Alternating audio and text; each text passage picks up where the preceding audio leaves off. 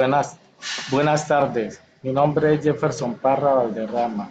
Estoy en el curso de personalidad tutora Luis Imelda Rivas.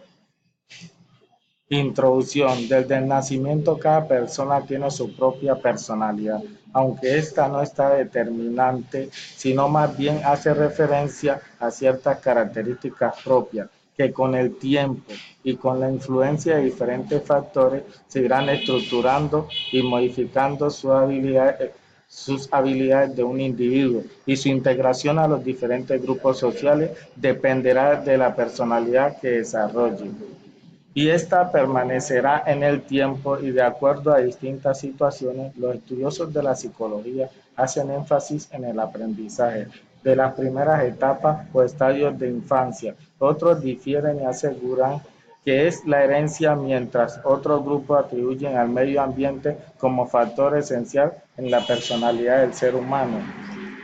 Objetivo general: comprenderá las características de la personalidad del ser humano. Además, reconocerá las aportaciones que las teorías psicológicas hacen al comportamiento del ser humano. Objetivo específico: conocer el origen del concepto de la personalidad, así como la composición de la personalidad en el ser humano y en los enfoques científicos que la investigan. Factores psicológicos, biológicos y sociales que intervienen en el desarrollo de la personalidad. Aspectos históricos que influyen en el estudio de la personalidad. Perspectiva psicoanalítica. La perspectiva psicoanalítica sobre la personalidad se ha vuelto uno de los enfoques más ampliamente conocidos fuera de la psicología. Dentro de esta tienen sus fieles seguidores y acérrimos críticos. La idea central de la perspectiva psicoanalítica es el inconsciente. En palabras sencillas, este concepto afirma que la gente no está consciente de los determinantes más importantes de su comportamiento. El, autor en, el autoentendimiento es muy limitado y con frecuencia errónea. El concepto del inconsciente propuesto por Freud proporciona a los pacientes en la etapa en la terapia una manera de pensar acerca de su comportamiento, estados de ánimo u otros síntomas que parecen estar fuera del alcance de sus intenciones conscientes, de manera que ha sido un concepto valioso en el ámbito terapéutico. Todos los enfoques psicoanalíticos mantienen el concepto de un inconsciente dinámico, es decir, que tiene motivación o energía por tanto pueden influir en el comportamiento y en la experiencia. Varias teorías psicoanalíticas describen de manera diferente el inconsciente. Simón Freud propuso que el inconsciente está formado por deseos sexuales y agresivos, que no son aceptables para la personalidad consciente. Para Kant, el inconsciente no es primordial, sexual, consiste de motivaciones más generales, las cuales pueden tener un contenido espiritual. Perspectiva cognitiva. El máximo representante de la perspectiva cognitiva fue Jean Piaget, que se, que propuso que se propuso por estudiar como desarrollo del ser humano desde el punto de vista intelecto, desde la mente, desarrollar personalmente más por los genes. Esta perspectiva considera al hombre un ser activo que conoce a través de estructuras que va cambiando y que estas estructuras progresan evolutivamente, se centran en aplicar funcionamiento y el desarrollo de procesos mentales. Un ejemplo para poder entender la perspectiva cognitiva es el siguiente. Un grupo de músicos compuesto por un cuerpo de baile, músico, director, donde todos tienen memoria, percepción, motivación, todos son componentes esenciales del grupo, impredeciblemente, pero a la vez independientes, interrelacionados. Todos se comunican y dependen uno del otro. Tienen etapas como los niños, son iniciantes, van aprendiendo, mejoran con el transcurso del tiempo, se perfeccionan. Así son las capacidades humanas. Perspectiva biológica. La perspectiva biológica se centra en los enfoques del cuerpo sobre la conducta, los sentimientos y los pensamientos. Los investigadores de este campo estudian los efectos biológicos sobre el aprendizaje y el rendimiento, la percepción de la realidad, la experiencia de la emoción o la vulnerabilidad frente a los trastornos afectivos.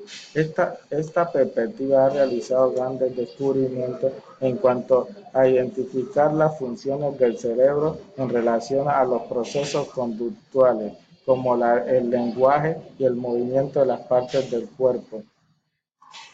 Perspectiva del aprendizaje. El aprendizaje, teoría del desarrollo que consiste en los cambios en la conducta resultan de experiencia o adaptación del ambiente. Considera que el desarrollo es continuo y no por etapa. Modelo mecanicista. Enfatiza en el cambio cuantitativo. Su planteamiento puede evidenciarse en los laboratorios. Enfatizan en influencias ambientales. Ayudan a explicar las diferentes culturas en la conducta. Teoría del aprendizaje más importante, el conductivismo, teoría mecanicista, describe la conducta observada como una respuesta predecible ante las experiencias. El ambiente tiene una fuerte influencia en los seres humanos. Todos los organismos vivientes aprenden cuando reaccionan a condiciones o aspectos del ambiente, ya sean agradables, dolorosas o amenazantes. Teorías del aprendizaje más importante del conductismo, aprendizaje asociado, cuando se forma una asociación mental entre dos eventos. Dos tipos de aprendizaje asociativo son el condicionamiento clásico y el condicionamiento operante. Perspectiva humanística. La perspectiva humanística a la que hace referencia el humanista a través del proceso orientado se pretendía la igualdad de oportunidades destinada a jóvenes en condición social humilde. La labor del orientador es gratuita, potenciación del ambiente agradable para que se realice el aprendizaje. Alumnos y profesores se sienten libres para enseñar y aprender. El niño aparece como un ser con derechos, con capacidades inherentes propias. La escuela se torna en un espacio más agradable para el niño, en el cual el fuego y la palabra sustituyen la disciplina de la sangre. El niño opina, pregunta, participa. Se rescata el aire libre y las actividades grupales. La importancia del contexto familiar, escolar y social viene dada por el hecho de que el rendimiento de una persona en la escuela, su personalidad y su conducta está parcialmente relacionada con la influencia del ambiente que recibe en la escuela, en medio social y familiar. La perspectiva humanística comienza a desarrollarse en 1960 como movimiento cognitivo. Actualmente en Estados Unidos de Norteamérica se le conoce como la tercera fuerza de la psicología, después del psicoanálisis y el conductismo. Perspectiva de los rasgos. En 1936, el psicólogo Gordon Hahn encontró que un solo diccionario de inglés contiene más de 4.000 palabras que describen los diferentes rasgos de la personalidad. Categorizó estos rasgos en tres niveles: rasgos cardinales. Estos rasgos son los rasgos que predominan en toda la vida de un individuo, a menudo hasta el punto de que la persona se da a conocer específicamente en base a estos rasgos. Rasgos centrales. Estas son las características generales que forman los fundamentos básicos de la personalidad. Los rasgos centrales, aunque no son tan dominantes como los rasgos cardinales, su característica principal se podrían utilizar para describir numerosas personas.